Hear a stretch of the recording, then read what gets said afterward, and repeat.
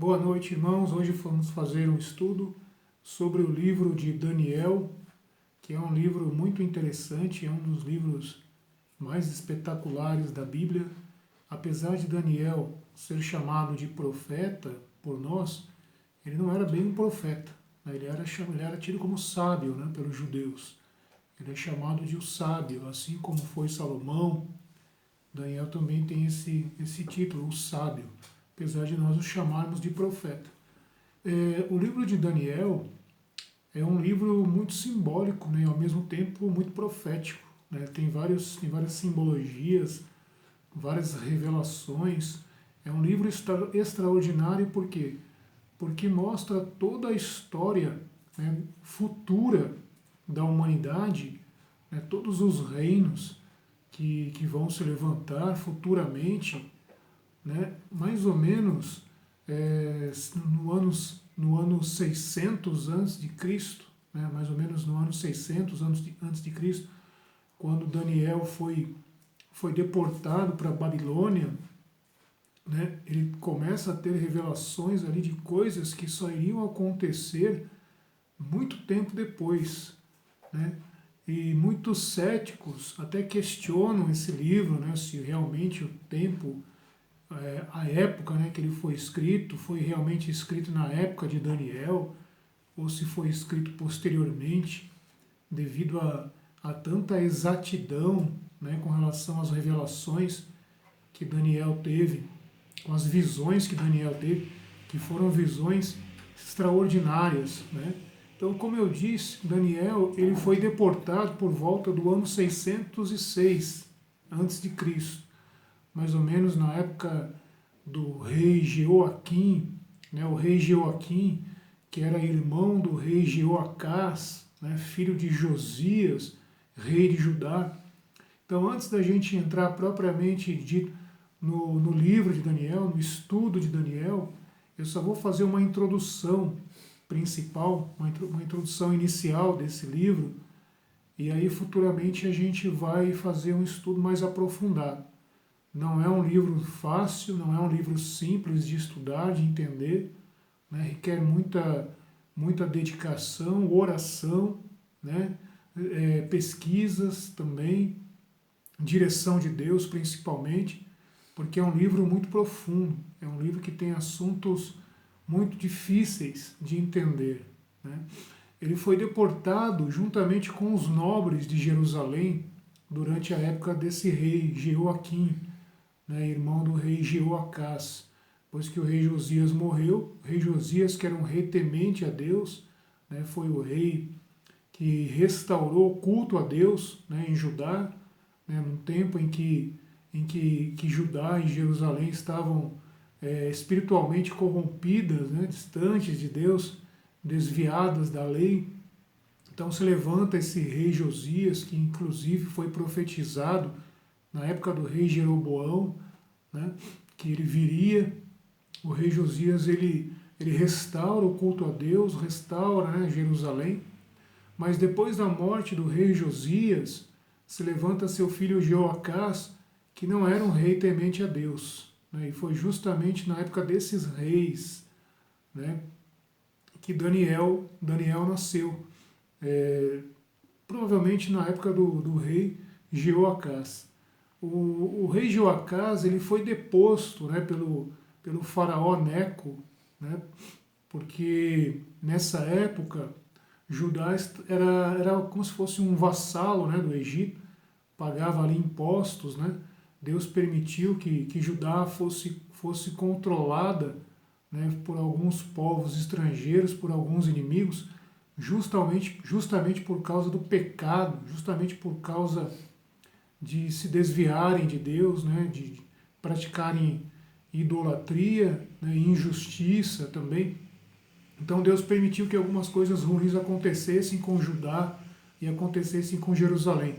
Na época do faraó Neco, provavelmente no ano 607, 608 a.C., o rei Jeoacás ele foi deposto, né? Ele foi levado cativo para o Egito, onde permaneceu até a sua morte.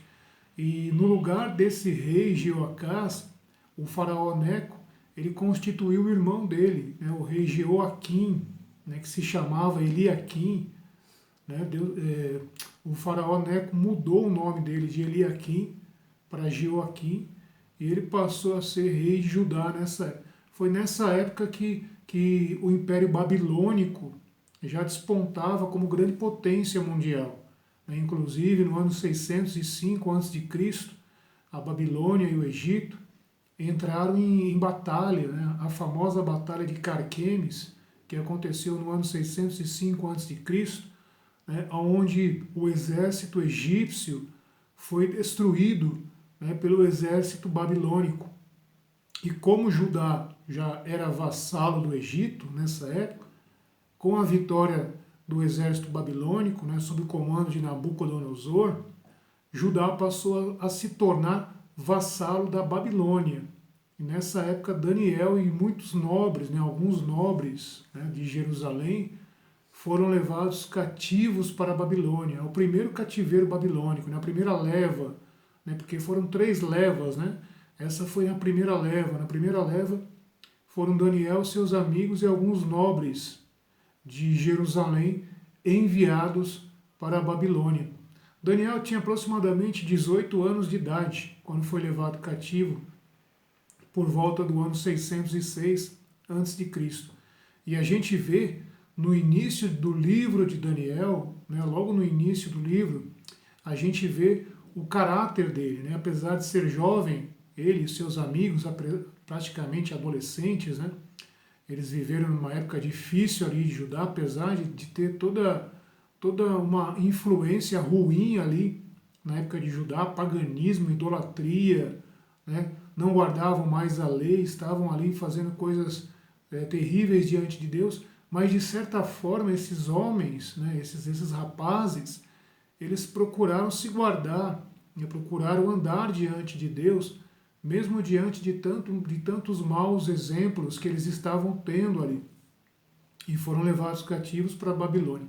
Chegando em Babilônia, uma das primeiras atitudes que eles tiveram foi não se contaminar, né? Foi se separar, não se contaminar com as coisas, né, da Babilônia. Eles fizeram questão, né, de guardar os seus princípios, né, que aprenderam provavelmente com seus pais lá em Jerusalém, em Judá, guardar esses princípios e não se contaminar com as coisas que haviam ali na Babilônia. Mesmo porque era também lei, né, a lei de Deus proibia que eles tivessem contato, né, com coisas estrangeiras, que eles se alimentassem de alguns alimentos que eram considerados impuros, né, principalmente por quê? Porque esses alimentos eram oferecidos e a outros deuses, né, eram consagrados a outros deuses. Né? A gente sabe que os povos antigos, os povos ali da região da Mesopotâmia, que eram idólatras, né, eles consagravam seus alimentos a outros deuses. Então, por esse motivo e por outros motivos, eles decidiram não se contaminar com esses alimentos, né, que eram consagrados a esses outros deuses. E a gente vê, vamos dar uma olhadinha na palavra de Deus. Eu gosto de sempre ler no começo, para a gente poder se situar. O livro de Daniel, o autor do livro, né, é o próprio Daniel, provavelmente, né, quando esteve na Babilônia, né. O capítulo 1, versículo 1, no 3º ano do reinado de Jeoaquim, né, que é o rei que a gente acabou de falar, rei de Judá, o rei da Babilônia, Nabucodonosor, marchou contra Jerusalém e pôs-lhe cerco. Então, provavelmente Jeoaquim nessa época ele se rebelou contra o governo da Babilônia. Ele se rebelou. E em resposta a essa rebelião, Nabucodonosor manda o seu exército ali que marcha, né, em direção a Judá e Jerusalém e mantém um cerco. E nobres, né, judeus são levados para a Babilônia, alguns utensílios também da casa do Senhor do templo, né, são levados também, alguns vasos, alguns utensílios de ouro, de prata, são levados também para a Babilônia. E o rei Jeoaquim, provavelmente ali, ele também é levado cativo para a Babilônia, onde permaneceu até a sua morte. Daniel, a gente não tem mais ou menos noção do que aconteceu no fim, né, da vida de Daniel. Se ele voltou para a Babilônia, o que aconteceu? A gente sabe que Daniel ele ficou um grande período de tempo no cativeiro. Mesmo após o decreto de Ciro, né, mais ou menos no ano 538 a.C., Daniel ainda permaneceu na Babilônia. A gente lendo o livro de Daniel, a gente vê que ele permaneceu até o tempo do rei Dario, né, que provavelmente Daniel tinha aproximadamente 85 anos de idade. Então, se ele chegou ali com 18 anos e morreu aproximadamente com 85 anos de idade, ele passou, né, ele passou por vários governos ali, né, por vários governantes ali. O primeiro foi Nabucodonosor, né, que a gente viu aqui, ele foi levado cativo por Nabucodonosor. Depois que Nabucodonosor morreu, quem assume é seu filho, Évil-Merodach, né, que também governou a Babilônia. Depois, Neriglissar, né, no ano 559 até o ano 555 a.C. Nabucodonosor ficou até o ano 562 a.C.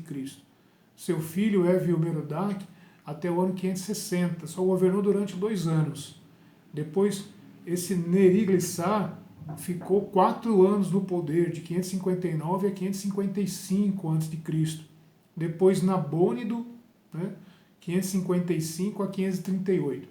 Esse Nabônido, provavelmente, ele governou juntamente com seu filho Belsazar, que é aquele que aparece na Bíblia, né, que inclusive fala sobre o banquete lá no livro de Daniel.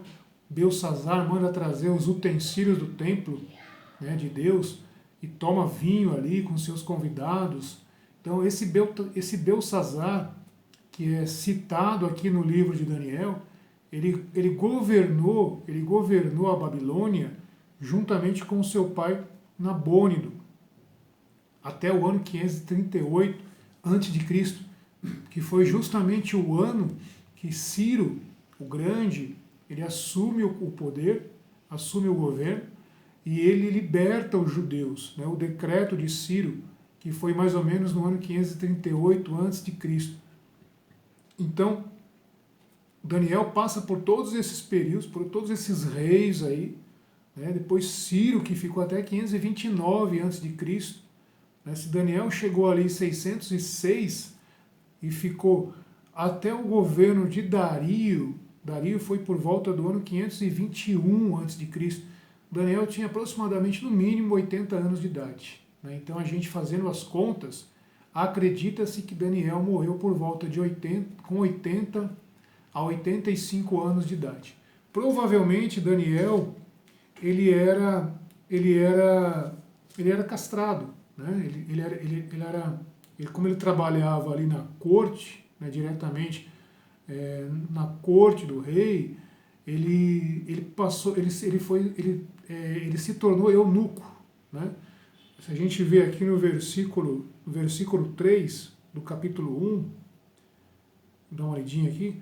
Depois o rei ordenou a Asfenaz, na minha versão está Asfenés, versículo 3, chefe dos seus eunucos, que escolhessem dentre os israelitas alguns moços, quer de sangue real, quer de famílias nobres, nos quais não devia haver defeito algum. Deviam ter boa aparência, serem instruídos em toda sabedoria, conhecedores da ciência e sutis no entendimento. Então foi feita uma seleção, né? Como a gente já falou, somente os nobres, né, foram levados. Foi feita uma seleção desses melhores judeus, né, desses jovens, desses rapazes que tinham conhecimento, que tinham entendimento, né, que tinham sabedoria, né, e que fossem fortes, né, para assumir o trabalho na corte.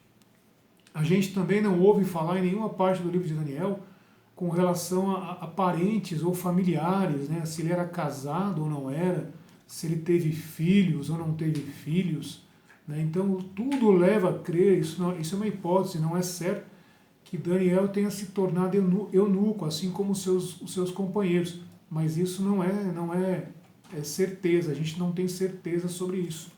Mesmo porque não fala sobre a família dele, se ele era casado ou não, se ele tinha uma esposa ou não. E eu marquei alguns versículos aqui, muito importantes. Primeiro, vamos falar sobre os nomes, né? Os nomes deles. Daniel, a gente sabe que o nome Daniel significa o Senhor é o meu juiz, né? O Deus julga, o Senhor julga.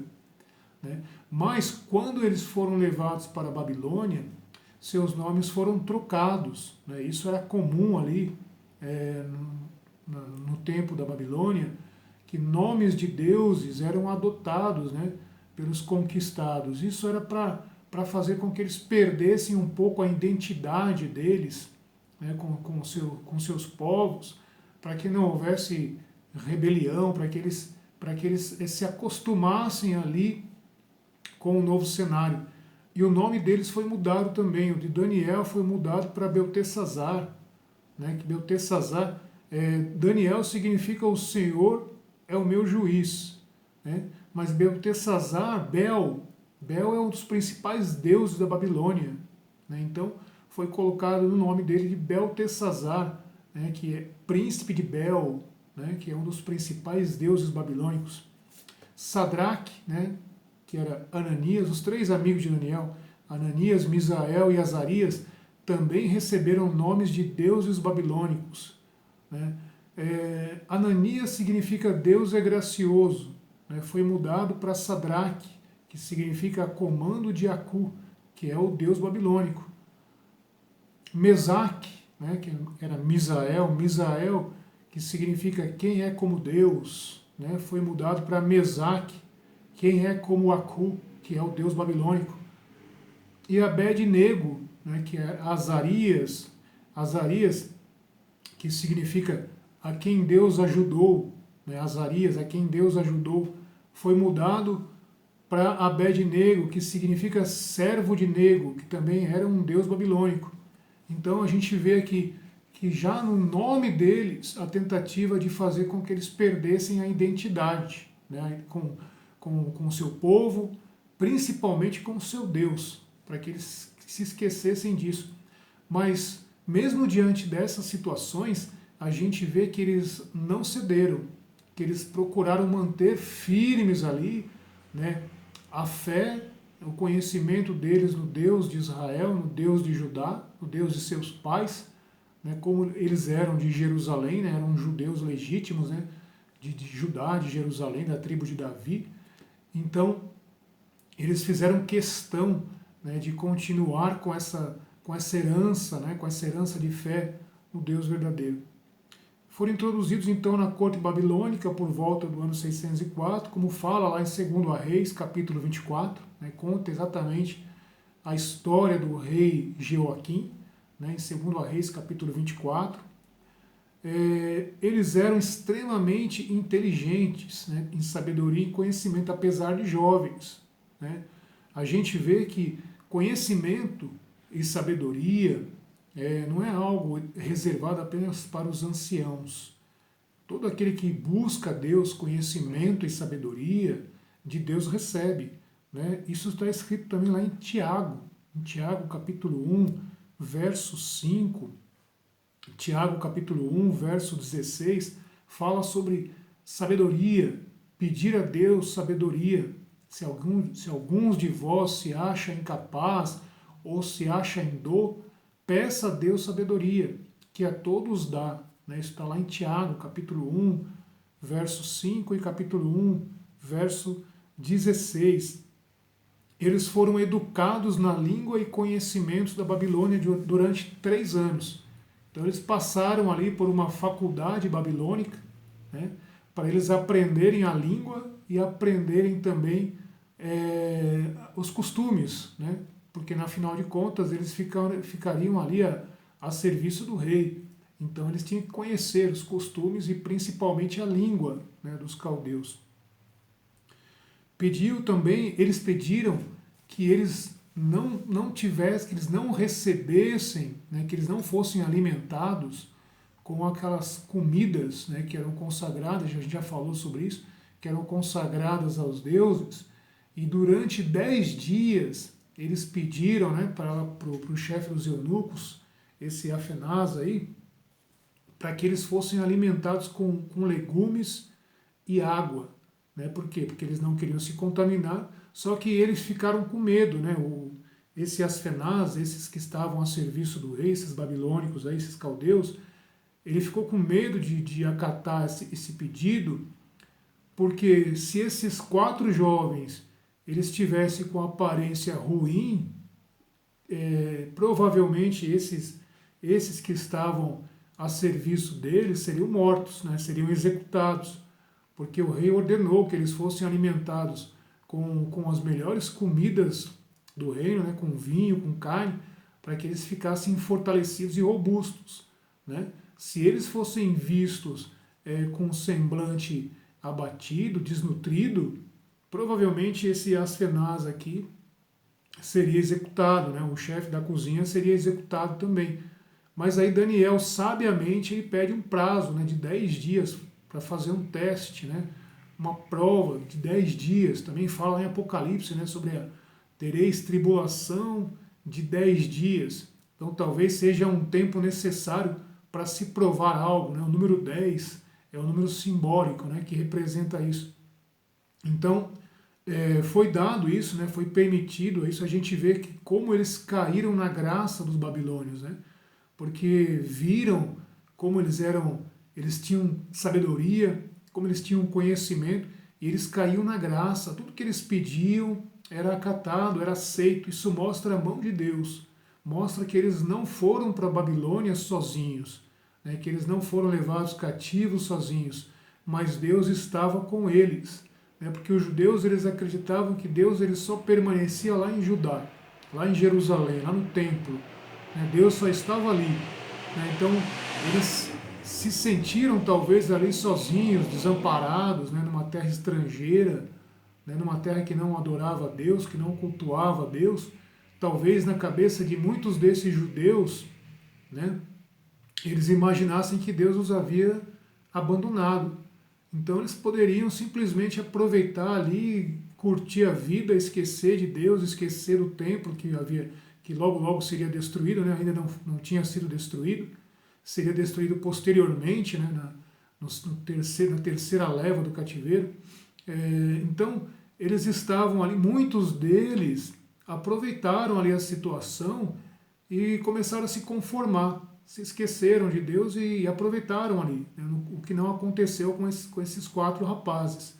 Né? Eles foram para a Babilônia, mas eles creram que Deus estava com eles ali também, que Deus não estava apenas no templo de Jerusalém. Isso mostra na atitude deles, que eles tiveram fé, que eles tiveram perseverança em Deus, mesmo diante dessa situação difícil, mesmo longe de casa, mesmo longe de seus amigos, recebendo más notícias de Jerusalém, né, recebendo más notícias de lá, sabendo que em breve ali seria destruído. Né? Então, mesmo assim, eles se mantiveram ali na presença de Deus, se mantiveram ali firmes e fortes, né? Mesmo diante de um cenário totalmente oposto, né? Totalmente contrário. Bom, a gente falou sobre todos os governantes, né, que reinaram na Babilônia até Belsassar, né, no ano 555 até o ano 538, depois o rei Ciro, no ano 529, libertou os judeus em 537, depois Cambises em 521, Dario em 521 também, né, Cambises 522, Dario 521, Xerxes, né, que é o Assuero, aquele que se casou com a rainha Esther, né, no ano 465, e depois Artaxerxes, na época de Neemias, 424. Então todo o cenário, né, de Daniel, do livro de Daniel, remonta a esse tempo aqui do cativeiro e do pós-cativeiro, né, da destruição do templo, da destruição da cidade, depois da reedificação do templo, da reedificação da cidade, e Daniel ele passou por grande parte desse período. Né? A gente vai falar futuramente sobre as visões que ele teve, sobre os sonhos que ele interpretou, sobre as visões que que o rei teve, né, que o rei Nabucodonosor, para a gente ver que Deus ele dá sonhos para quem ele quiser. Né? Nabucodonosor não era servo de Deus, era servo no serviço de estar cumprindo algo que Deus ordenara, né? Mas não era temente a Deus, mas mesmo assim teve visões, teve revelações, né? Que inclusive mostram, né? Mostram como Deus ele controla todas as coisas, né? Tudo está debaixo do controle e do governo de Deus. Um livro extremamente difícil de entender, né? Difícil de entender algumas coisas, mas extremamente profético. Então, nas próximas aulas, a gente vai falar sobre as visões e os sonhos de Nabucodonosor. Que Deus abençoe a todos.